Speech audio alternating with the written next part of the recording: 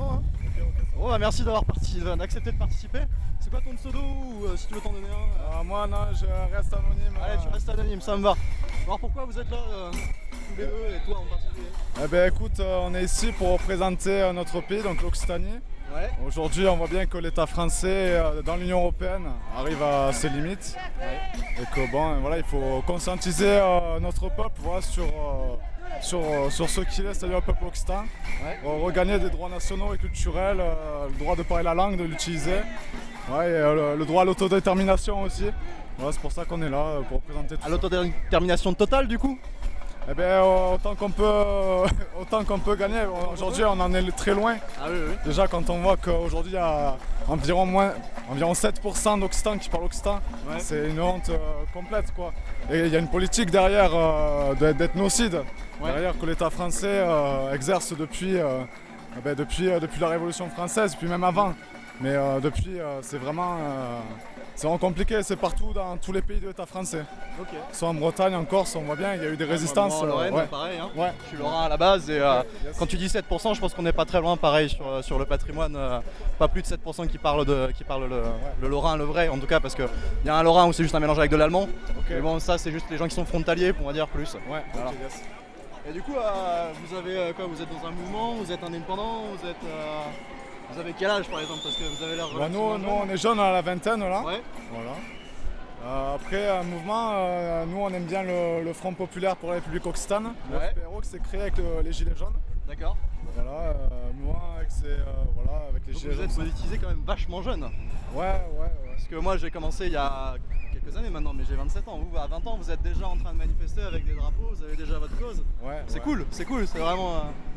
c'est chaud les gars. Moi je me rends compte parce que bon, j'ai une éducation occitane, en école occitane. Après, puis je suis dans la ruralité, donc je suis face à l'occitanité réelle. Voilà, les gens à qui on a interdit de parler occitan à l'école, tout ça, qu'on n'a pas dans les villes en fait. On est loin de tout ça. Donc ça aide à conscientiser. Oui, vous aviez... tu penses qu'à peu près... ça a joué à combien, beaucoup ou pas beaucoup justement cette éducation que tu as eue pour arriver là aujourd'hui? Je pense que oui, là tu vois, il y a eu la loi Molac, la loi pour favoriser... on n'a pas beaucoup parlé d'ailleurs dans les médias. Pour favoriser l'enseignement immersif dans les écoles publiques. Je veux dire, ça c'est une avancée énorme qu'on aurait pu avoir, qui a été jugée anticonstitutionnelle. Donc on voit bien que l'État français a vraiment un problème avec... un gros problème avec sa propre culture. Voilà.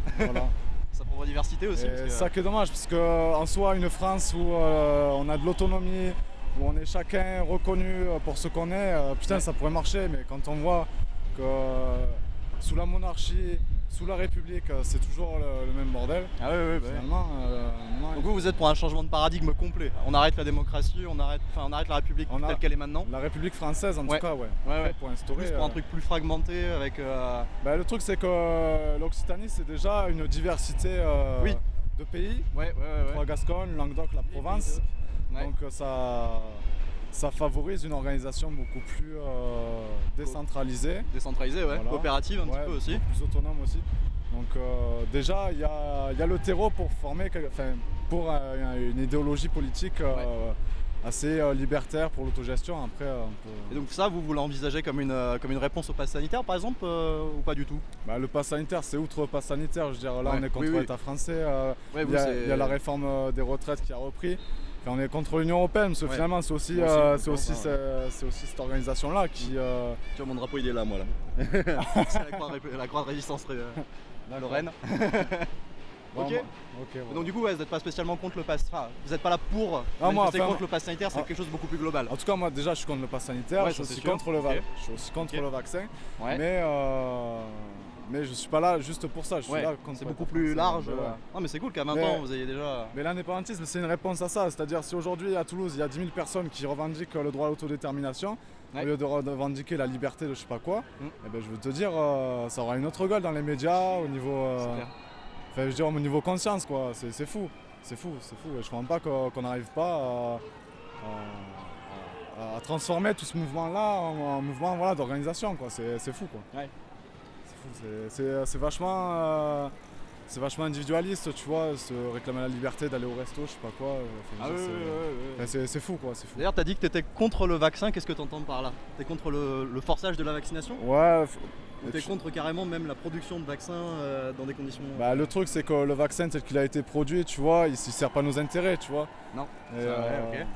Et l'État français, tu vois, il en joue. Je veux dire, c'est une manipulation derrière qui est énorme. Okay. Je veux dire, si on avait des médicaments, déjà, on interdit les traitements. Ça aussi, c'est fou quoi. Oui. C'est fou. Donc déjà, tu vois, si on a des traitements, des vaccins qui marchent, plus ou moins, tu vois, déjà, et puis qu'on puisse choisir, déjà, ou qu'on soit informé par des gens qui s'y connaissent dessus, ce serait cool quoi. Et voilà, y avoir... Bah, si tu veux, là, nous deux, on bosse sur un dossier complet sur la crise du Covid et le Covid. On part vraiment de zéro, c'est-à-dire les autres épidémies de coronavirus. On fait tous les préambules scientifiques, toute la gestion de la crise avec toutes les déclarations. Et après, vaccination, pass sanitaire, positionnement philosophique, économique, tout ce que vous voulez. Enfin, un truc, ça va durer des heures, mais c'est pas grave, on le fragmentera. Ok, yes. Ah, pourquoi pas. Vous avez une carte ou quoi? Non, pas encore. On est vraiment sur l'organisation la plus rudimentaire possible. Ok. Non mais c'est cool que vous ayez accepté. Avec plaisir. C'est ce que je disais là tout à l'heure aux soignants, c'est qu'à chaque fois en fait je fais ça parce que j'en ai marre que les médias collent des étiquettes sur nos gueules quand on manifeste, alors qu'ils savent pas du tout pourquoi on est là. Il y a tellement de diversité, vous avez un point de vue que j'avais encore jamais entendu jusque là dans les manifestants, c'est pour ça que c'est important de l'avoir. Mais les soignants avant, c'était juste pour une crise purement de survie parce qu'ils avaient un gamin et là en septembre ils ont plus de salaire, parce qu'ils sont contre le fait de se faire forcer à vacciner, donc ils veulent être cohérents avec eux-mêmes, donc ils vont pas se faire vacciner, ils veulent que ce soit un choix médical, pas politique. Puis la personne encore avant, c'était pour le bien-être animal, la personne encore avant, c'était pour mettre un coup d'arrêt à la politique globale qui est en train de se déployer au niveau européen, mondial aussi. Donc tu vois, c'est tellement divers, et c'est ça qui est beau en même temps. Ouais, carrément. Bon, merci les gars en tout cas.